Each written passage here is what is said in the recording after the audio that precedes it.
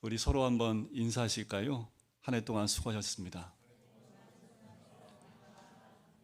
네, 늘 너무 수고 많으셨습니다. 올 한 해를 돌이켜보면 참 힘들고 어려운 시간들이 많았고 각자의 삶의 고통과 어려움들이 참 많았을 텐데 그 어려움들을 잘 극복하고 계시고 또 극복해 나가셨고 또 그 힘듦 가운데에도 또 믿음 가운데 흔들리지 않고 이 시간까지 여러분들 예배 나오시고 또 믿음을 지키신 것 참 수고 많으셨습니다. 다 하나님 알고 계시고 또 하나님이 여러분들 보고 계시고 또 응답해 주실 줄 믿습니다. 여전히 지금도 힘들고 앞으로 내년에도 안 좋은 소식들이 있지만 그렇지만 우리가 믿음 가운데 주를 의지할 때 또 우리를 인도하시고 힘주시는 우리 주님이 계신 줄 믿습니다. 여러분들 수고하셨다는 말씀 듣기에 충분하시고 또 수고하신 것만큼 또 새해에는 하나님의 귀한 은혜가 우리 모든 가정들 가운데 임할 줄 믿습니다. 우리가 매주마다 그리스도인의 삶의 원리를 함께 나누고 있습니다. 그런데 기억하십니까? 우리가 어떻게 살아야 될지 그 삶의 원리의 첫 번째가 하나됨입니다. 우리 교회가 내년에는 더 하나 되었으면 좋겠습니다. 또 두 번째는 거룩함입니다. 옛사람을 벗어버리고 새 사람을 입는 그 거룩함을 입는 거지요. 내년에 더욱더 우리가 주 안에서 그 거룩함이 회복되어지는 한 해가 되길 주의 이름으로 간절히 축원드립니다. 또한 사랑 가운데 행하는 겁니다. 우리가 사랑이 풍족하지만 그 사랑은 주님 앞에 비하면 너무나 부족하지요. 새해에는 더 그 사랑으로 내 형제와 자매 또 위와 아래 그리고 부부끼리 또 자녀들 안에 하나님의 사랑이 더 풍족하게 임하시길 주의 이름으로 간절히 축원드립니다. 또 한 주 전에 나눴던 말씀이 빛된 삶을 살자는 거였습니다. 우리가 빛의 자녀들이지요. 빛의 열매를 맺어겠지요. 착의진이었습니다. 착함과 의로움과 진실함이었지요. 내년엔 더욱더 이 빛의 열매가 우리 모든 가정마다 또 우리 교회에 충만하게 임하기를 간절히 소원합니다. 이제 마지막 우리 삶의 원리인데 너무 감사하는 것은 이 마지막 예배에 우리 그리스도인이 가져야 될 삶의 원리의 마지막 결론 부분을 나눌 수 있어서 너무 감사합니다. 이 마지막은 성령으로 행동해야 하는 그 삶의 원리를 이야기합니다.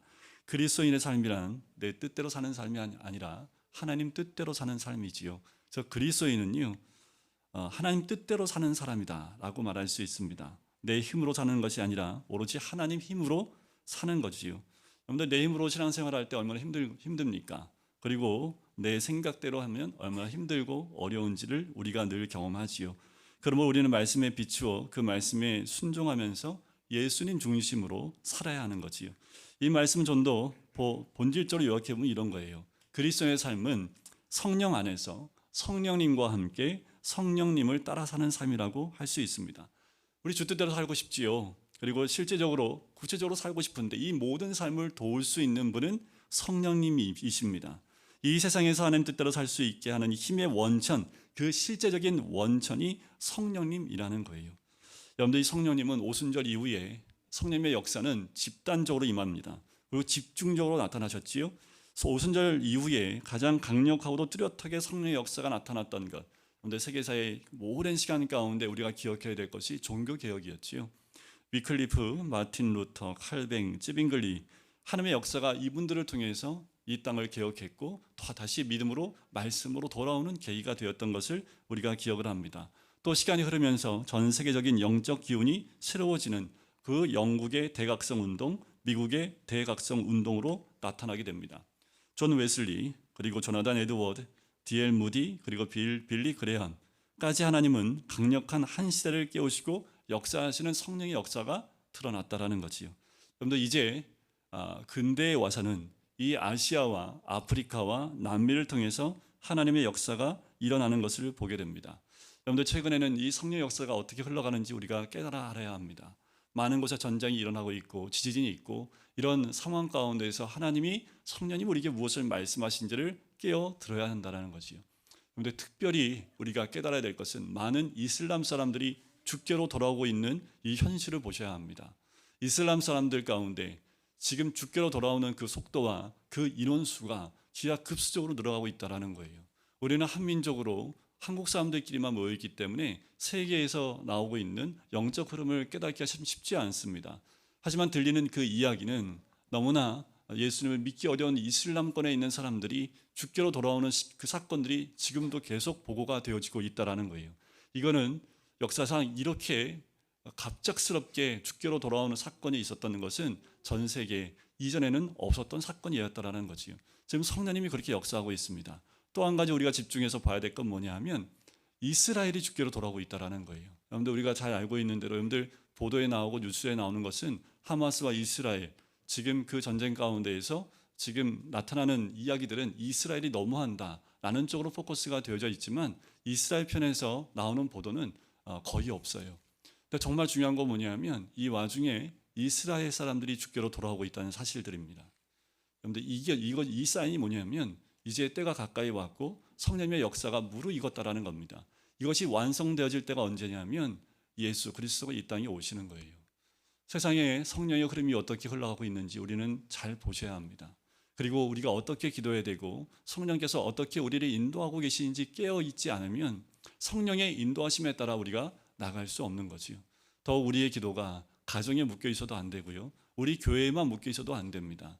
이 나라와 더 나아가서 전 세계를 향한 하나님의 인도하심과 역사하심이 어딘지를 함께 보셔야 한다는 거지요. 무엇으로 봐야 될까요? 성령의 눈으로 봐야 됩니다. 그 성령의 눈으로 본다는 게 뭘까요? 그건 말씀으로 보는 겁니다.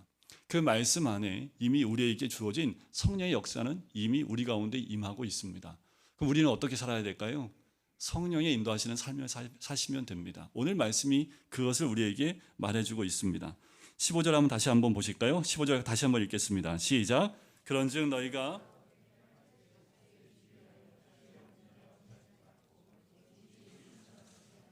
자, 우리가 어떻게 주의하여 행해야 하는지에 대해서 말씀하고 있지요. 이 말씀은 이렇게 말씀드릴 수 있습니다. 어떻게 살 것인가를 자세히 주의해서 삶 가운데서 행하라라는 거예요. 자, 우리 그리스도인들은 무엇대로 사는 사람들입니까? 믿는 대로 사는 사람들이에요. 그러니까 기독교는요, 믿는 것과 사는 것이 달라질 때 위기가 옵니다. 교회는 부흥할 수 있지만 삶은 변하지 않을 수도 있습니다. 믿기만 하면 되니까, 즉 믿는 것과 생활하는 것이 분리될 수 있다라는 거예요. 이것이 우리의 삶의 현재의 모습입니다. 그러나 진정한 기독교의 개혁과 부흥은 언제 일어났습니까? 이 믿는 대로 살 때 그 부흥의 역사와 또 개혁이 일어났다라는 거예요. 설교하는 저도 또 이 말씀을 듣고 있는 우리 모든 성도님들도 말씀대로 사는 거지요. 성령의 인도함대로 완벽하게 그렇게 살 수는 없지만 그렇게 살기 위해 몸부림치고 애쓰고 회개하고 애통할 때 반드시 부흥이 임한다라는 겁니다. 우리 교회의 부흥이 임하는 것은 우리 각자 한 명 한 명이 말씀대로 순종하여 살기 위해서 애쓰고 또 그 몸부림치고 또 회개하고 애통할 때 그 역사가 일어날 줄 믿습니다. 우리가 이렇게 말씀대로 살지 못하게 하는 이유가 있습니다. 우리의 모습들, 옛사람의 모습들, 그렇게 여러 가지 요인들이 우리를 감싸고 있기 때문에 말씀대로 못 사는 거지요. 하지만 그것을 뚫고 말씀대로 살려고 애쓸 때 부흥의 역사는 일어나고 영적 역사들이 반드시 일어나는 줄 믿습니다. 지혜로운 사람이 누굴까요? 그 사람은 말씀을 듣고 순종하며 살려는 사람들을 가리키고 있습니다. 지혜 있는 사람은 지혜롭게 인생을 설계하고요. 지혜롭게 이 시간을 관리합니다. 지혜롭게 자기에게 준 힘을 사용하며 돈을 사용하며 또 주어진 그 환경과 여건을 지혜롭게 사용하게 되는 줄 믿습니다. 지혜롭게 살기 위해서 우리에게 필요한 것은 성령의 충만과 역사입니다. 그리고 동시에 나는 어떻게 하면 될까요? 결단과 용기와 믿음이 함께 가는 겁니다. 세상이 너무도 교활해지기 시작했고요. 세상이 너무나 악하고 복잡하기 때문에 우리가 지혜롭게 이 시간들을 극복하고 또 적극적으로 역사하지 않으면 우리는 이 땅 가운데에서 주의 그리스도의 모습을 드러내지 못하고 세상도 변화시킬 수 없겠지요. 우선순위가 결정되면 지혜롭게 살 수 있습니다. 여러분들 한 해 동안 삶을 돌이켜보세요. 얼마나 바쁘게 사셨습니까? 해도 끝이 없는 바쁜 일들이 우리를 이렇게 다 둘러싸고 있지 않으셨어요? 왜 이렇게 바빴을까요? 왜 이렇게 쫓겨다니는 삶을 살았을까요? 그는 우리 삶의 우선순위가 정해져 있지 않기 때문에 그렇습니다. 여러분 중요하지 않는 것 다 열심히 해요. 중요한 것도 열심히 하고 중요하지 않은 것도 열심히 해요. 그러니 시간이 항상 쫓기는 삶을 살지요. 한꺼번에 몰려올 때 모든 게 다 뒤죽박죽 되어버리는 삶을 삽니다. 그런데 우리 하루 생활 속에 무엇이 가장 중요합니까? 하루를 살아가는데 제일 중요한 것이 뭘까요? 하나님과의 만남의 우선순위를 두고 있습니까? 만약 그것이 중요하다고 느끼면 하나님 만나는 것으로 하루를 시작하게 될 거예요. 하지만 그것이 중요하게 생각되지 않는다면 그 하루 삶 속에 그냥 바로 들어가겠죠. 그냥 자기가 살고 싶은 대로 하나님 만나기 전에 삶 속으로 먼저 들어가게 됩니다. 차이가 있어요. 중요하게 느끼면 그것을 하게 되어져 있습니다. 여러분들 하루 24시간 우리 모두에게 다 주어졌습니다. 1년 365일 우리에게 다 주어진 하나님의 복된 시간들입니다. 그런데 우선순위가 결정되어 있지 않은 사람은 늘 바빠요. 그래서 예수 믿기가 참 힘들어요. 예수님 잘 믿자고 말씀 순종하자고 하면 다 뭐예요? 너무 바빠요 라고 얘기를 해요. 그 말은 뭐예요? 우선순위가 없고 그냥 뭐가 중요한지 모르고 살아가고 있어요 라고 얘기하는 것과 다름이 없습니다. 지혜로운 사람은 먼저 할 것과 나중 할 것을 구분하지요. 고난을 각오하고 우선순위를 실행하면 열매를 맺게 되어 있습니다. 지혜롭다는 것은 우선순위를 잘 결정한다는 뜻이지요. 후회 없는 삶을 사는 겁니다. 지혜로운 사람은 자기 길을 가면서도 결코 남에게 상처와 피해를 주지 않습니다. 다른 사람을 오히려 위로하고 용기 주고 도움을 주면서 자기의 길을 가지요. 그리고 자기의 길을 가되 하나님을 바라보며 갑니다. 하나님을 바라보면 지혜가 생겨요. 여러분, 지혜의 근원이신 그분이 성령과 지혜를 물붓듯 부어주실 줄 믿습니다. 지혜는 성령 충만할 때 생기는 거예요. 자, 16절 말씀에 보면 세월을 아끼라고 나오지요. 지혜롭게 살기 위해서 세월을 아껴야 한다고 성경은 이야기합니다. 왜 그럴까요? 때가 악하기 때문에 그래요. 세월을 아끼라는 말이 무슨 의미냐? 이것은 이렇게 원어로 추적해서 보면 모든 주어진 기회를 선용하라라는 말입니다. 더 원어에 가깝게 번역하면요, 이런 거예요. 시간을 구속하라는 거예요. 시간을 구원하라는 뜻입니다. 시간을 낭비하지 말고 시간을 구속해 나가야 된다라는 거예요. 그 말은 곧 이거지요. 주님 주신 모든 기회를 선용하라라는 말의 뜻이라는 거예요. 우리에게 주어진 모든 여건과 기회를 선용하는 것, 그것이 세월을 아끼는 겁니다. 여러분들, 지금의 우리의 환경을 누가 주셨을까요? 하나님이 주셨잖아요. 자, 여러분들 건강은 누가 주셨습니까? 하나님이 주셨지요. 여러분들 이렇게 생각하지 마세요. 나중에 힘이 다 떨어졌을 때 내가 그렇게 힘 있을 때 주를 위해서 좀 더 봉사할 걸. 이건 이미 끝난 거예요. 지금 이 시간 나에게 조금이나마 건강이 있다면 그 건강한 것 때문에 여러분들 그 건강을 잃어버리기 전에 더 열심히 일하시고 전도하는 거지요. 여러분들 아프면 전도도 할 수 없습니다. 여러분들 남 여유가 있습니까? 왜 하나님이 우리의 삶에 여유를 주셨을까요? 그 여유로 뭐 하시게요? 그 여유로 뭐 하라고요? 남을 도와주라고요. 우리가 연말만 되면 우리가 돕는 일에 동참하는 것은 하나님이 우리에게 주신 조금이나마 그 여유로운 조금이 있는 것도 함께 나눌 수 있는 것을 우리에게 하나님이 허락해 주셨다라는 거예요. 높은 위치에 있을 때 여러분들 어느 위치에 있으십니까? 왜 하나님이 여러분들 그 위치에 세우셨을까요? 그것은 남을 도울 뿐만 아니라 연약한 자를 가슴 아프게 하지 말라는 겁니다.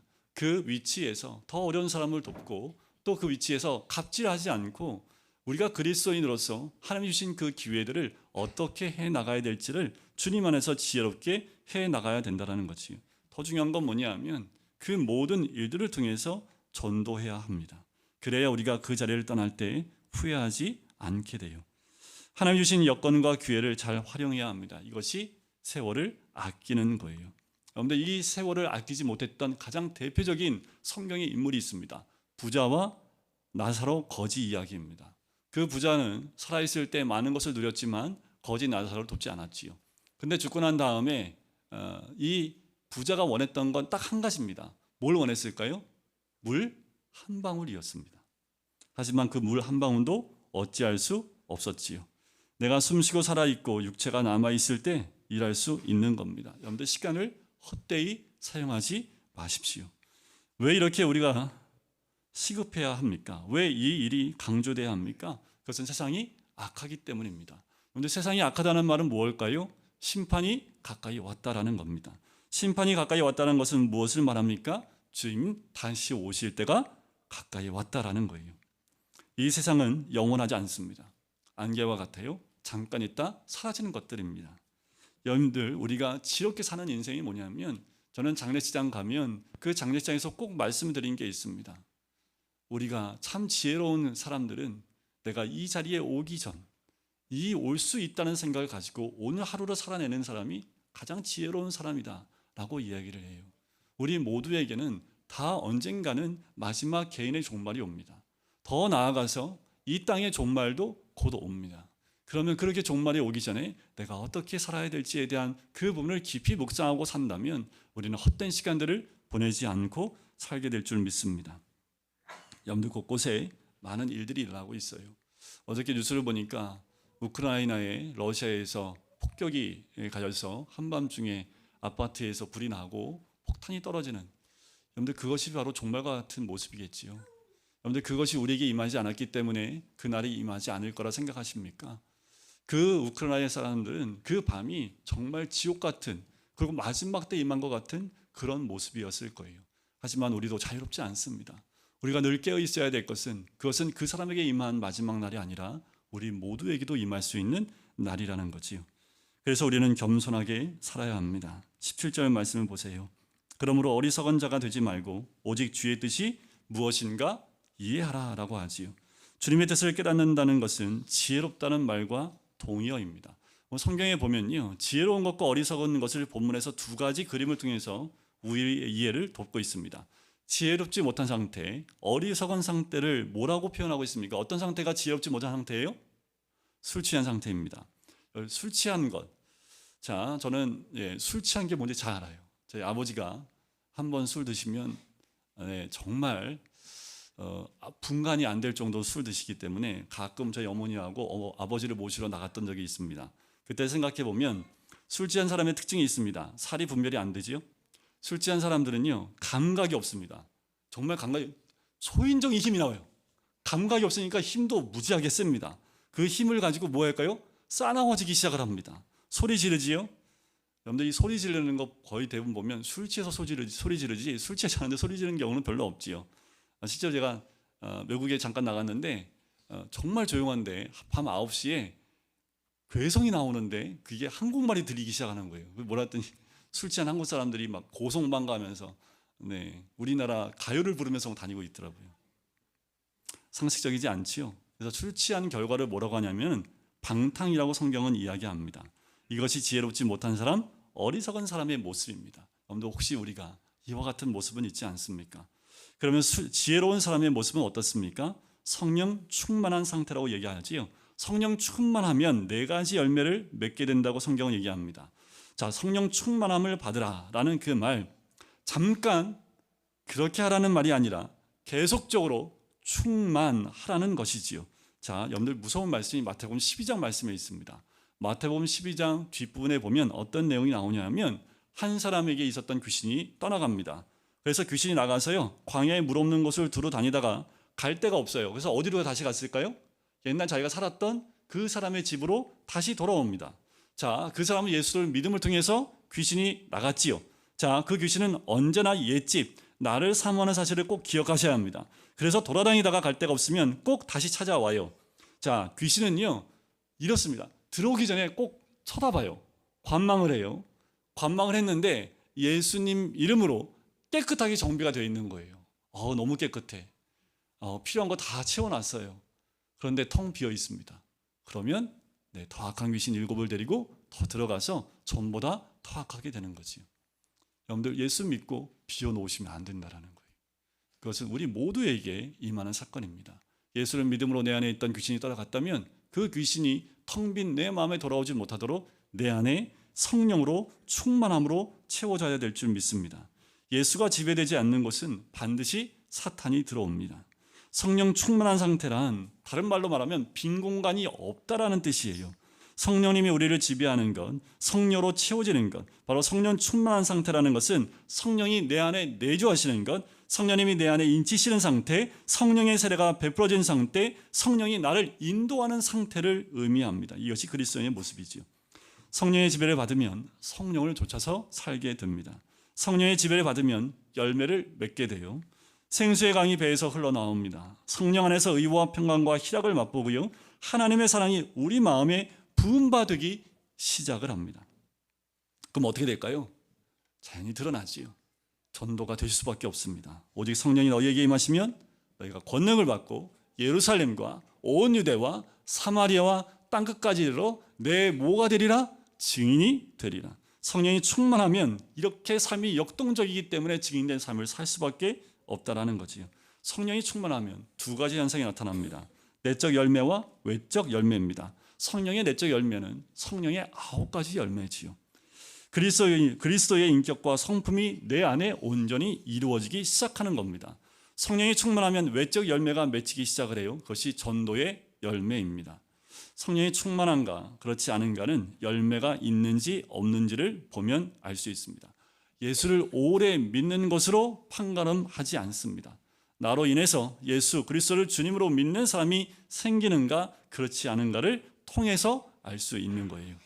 그래서 전도는요, 예수님을 막 믿은 사람이 잘한대요. 예수님을 오래 믿은 사람보다 이제 예수님 막 믿은 지 얼마 안 된 사람, 왜 그런지 아세요? 나도 믿으니까 저 사람도 믿을 수 있겠다, 이 생각을 갖기 때문에 전도하는데 그렇게 거리낌이 없다고 이야기를 합니다. 여러분, 성령이 내 안에 충만하면 어떤 일이 일어나는지 보시면, 첫째가 시와 찬미와 신령한 노래로 화답하는데, 어떻게 화답해요? 서로 화답하는 역사가 일어납니다. 서로 화답한다라는 말이 되게 중요합니다. 이 말은요, 사람과 사람 사이입니다. 부부 사이입니다. 부모와 자녀 사이에 시와 찬미와 신령한 노래가 넘친다라는 뜻이에요. 여러분들 가정에 시와 찬미와 신령한 노래가 충만하길 주의 이름으로 간절히 축원드립니다.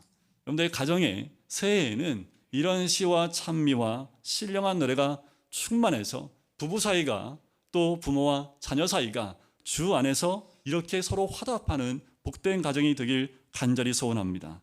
시편이 우리 입에서 흘러나오는 거예요. 여러분들, 제가 댓글을 이제 밴드에 가면 댓글을 제가 이렇게 봐요. 전 반드시 봅니다. 댓글 다시면 표정까지 다 봅니다. 다 봅니다. 그런데 어떤 분의 댓글을 누군가는 기다리고 있더라고요. 이분이 그분이구나 할 정도로 댓글을 굉장히 시적으로 잘 쓰시는 분이 계십니다. 오늘 누구신지 잘 아실 텐데, 네, 이름은 밝히지 않겠습니다. 새로운 우리 청년부나 또 이런 분들이 댓글을 보면서 이분이 누구냐고 저한테 물어봤기 때문에 이게 은혜가 된대요. 그래서 여러분들 한번 다시 들어가서 밴드의 댓글을 한번 보십시오. 유독 한 분이 좀 길게 쓰는데 굉장히 시적이고 또 이게 화답되는 것 같은 그 느낌이 드는, 내년에는 더 충만한 댓글이 있기를 제가 간절한 마음이 있는데, 네, 여러분들 이런 서로 대화하고 또 서로 댓글을 다는 가운데에도 서로에게 힘이 되어지고 또 화답이 되어지는 그런 내용들이 나눠지는 것, 그것이 어떻게 보면 주님의 은혜 가운데 성령께서 함께 하실 때 일어나는 일들이 아닐까라는 생각이 듭니다. 두 번째는 주님과 대화하게 됩니다. 내 마음이 주께 노래하고 내 영혼이 주께 찬송하게 되는 거지요. 처음에 어떻게 해요? 시와 찬미와 신령한 노래로 우리 서로 화답하다가 그 다음에는 우리의 영혼에서 찬양이 터져나오기 시작을 합니다. 찬송가 노랫말 가운데 이게 있지요. 내 영혼이 은총 입어 중환제 짐 벗고 보니 슬픔 많은 이 세상도 천국으로 화하도다. 여러분들, 이건 아니에요. 죄짐 벗고 보니 슬픔 많은 이 세상이 천국으로 바뀌었더라, 이거 아니에요. 이 찬양은 뭐예요? 내가 중환제 짐 벗고 보니까 슬픔 많은 이 세상도 천국으로 그렇게 바뀌었더라, 그렇게 보이더라 라는 것이요. 이 말은 뭘까요? 마음이 변하면 세상이 변합니다. 세상이 문제가 아니라요, 문제는 우리의 마음입니다. 그래서 빌립보서에서 보면 이렇게 말씀하지요. 아무것도 염려하지 말고 오직 기도와 간구로 너희 구할 것을 감사함으로 하나님께 아뢰라. 그리하면 모든 지각에 뛰어난 하나님의 평강이 그리스도 예수 안에서 너희의 마음과 생각을 지키시리라. 성경은 환경을 바꿔준다고 한 적이 한 번도 없습니다. 우리의 마음을 지켜주겠다 말하지요. 우리가 변하면 가족이 변합니다. 우리가 변하면 주위가 변하고 직장이 변합니다. 내가 변하면 모든 것이 좋아요. 이것이 하나님의 관점이고 시선입니다. 그런데 하나님이 우리를 보고 있다라는 그 시선을 느낀 사람은 세상의 어떤 시선 때문에도 낙심하지 않습니다. 어떤 혼란이나 가난이나 질병이나 고통도 괴롭힐 수 없지요. 세 번째는 성령 충만하면 모든 것에 감사하게 됩니다. 범사에 감사하게 되지요. 우리 20절인데요. 한번 같이 읽어볼까요? 시작. 범사에 우리 주 예수 그리스도의 이름으로 자, 성령 충만하면 감사가 넘치기 시작합니다. 만약 내 입술에 감사가 없으면 성령 충만하지 않은 것이라 해도 틀린 말이 아닙니다. 감사는 우리에게 주어진 특권입니다. 라인드 홀드 리버라는 분이 이렇게 얘기를 해요. 기독교인의 덕은 세 가지가 아니라 네 가지다. 세 가지는 뭘까요? 믿음, 소망, 사랑. 그리고 네 번째는 감사다라고 말했습니다. 누구에게 감사해야 합니까? 하나님께 감사해야지요. 창조주 하나님, 내 생명을 주신 하나님께, 내 삶을 인도해 주시는 하나님께, 나를 만드실 뿐만 아니라 지금도 나와 동행하시고 인도하시는 하나님께 감사해야겠지요. 또 누구에게 감사해야 됩니까? 부모에게 감사하십시오. 남편에게, 아내에게, 형제에게, 친구에게 감사하십시오. 올해를 마무리하면서 여러분들 오늘 하루 동안 충분히 감사하세요. 남편한테 감사해야 하고요, 아내한테 감사해야 하고요, 자녀들한테 감사하고, 부모에게 감사하고, 옆에 있는 친구들에게 감사하고, 오늘 나가면서 서로 감사하다고, 이 시간에 나와 함께 예배드려서 감사하고, 1년 동안 한 교회를 섬겨주셔서 감사하고, 우리가 한 교회를 섬기면서 하나님의 은혜에 감사하고, 감사를 한번 나누는 이 시간이 되었으면 좋겠고요. 더 나아가서 우리는 누구에게 감사해야 됩니까? 교회에 감사해야 합니다. 교회는 기도 공동체요, 사랑 공동체요, 봉사 공동체, 예배 공동체, 구제 공동체, 선교와 훈련의 공동체입니다. 그리스도의 교회인 몸인 교회를 주신 하나님께 감사해야겠지요. 마지막 네 번째는 순종입니다. 서로가 서로에게 순종하게 됩니다. 그리스도를 경외함으로 피차 복종하라. 피차 복종하라는 거예요. 피차. 순종하지 않는 부부는 하나님의 부부가 아닙니다. 아내는 남편의 말에 순종하고요, 남편도 아내에게 순종할 필요가 있는 거지요. 그리스도인은 서로 남을 나보다 낫게 여기며 서로의 짐을 지는 사람이기 때문입니다. 순종은 억지로 하는 게 아닙니다. 순종하면서 억지로 하지 마시고 찡그리지 마시고요, 기쁨으로 순종하십시오. 대접할 때도 기쁨으로, 말씀대로 순종할 때도 얼굴의 즐거움과 기쁨으로 감당하셔야 합니다. 기쁨으로 하면 섬김은 그리스도의 속성이고 또 지배는 사탄의 속성이지요. 모든 것 성령 충만한 데서 비롯됩니다. 중요한 것은 우리의 마음 상태입니다. 여러분들 오늘 하루 가기 전에 2023년도 내 마음의 상태를 성령 충만한 상태로 주님께 올려드리길 간절히 소원합니다. 여러분, 오늘 하루 마지막 날을 기쁨과 성령 충만함으로 감사함을 올려드릴 때 우리의 한 해의 삶, 또 새롭게 맞이하는 2024년도를 더 기쁨으로, 감사함으로, 또 이 눈 많이 왔던 어제와 같이 모든 세상이 흰색으로 다 덮이는 것처럼, 정말 물 섞인 눈이 한번 오니까요, 눈이 엄청 잘 쌓이더라고요. 이게 온도가 몇 도인지 아시죠? 4도였습니다. 4도. 그럼 내리는 족족 다 녹아야 되는데 안 녹아요. 녹기 전에 쌓이니까 참 눈사람도 잘 만들어지더라고요. 여러분, 녹아 없어지는 그 순간에 우리의 믿음과 또 성령 충만이 아니라 녹기 전에 또 쌓이고 또 쌓여서 우리의 삶이 성령으로 가득 쌓여지고 감사로 가득 쌓여지고 모든 것 가운데 역사하시는 그 하나님의 은혜가 사라지지 않는 더 충만하게 임하는 우리 모든 성도님 되시기를 간절히 소원합니다. 새해에는 성령 충만할 때 지혜로운 것, 성령 충만할 때 놀라운 삶이 열리는 그 은혜를 누리는 이번 또 새해에 우리에게 그런 성령의 충만함이 임하는 복된 시간이 되시기를 주님의 이름으로 간절히 축원드립니다.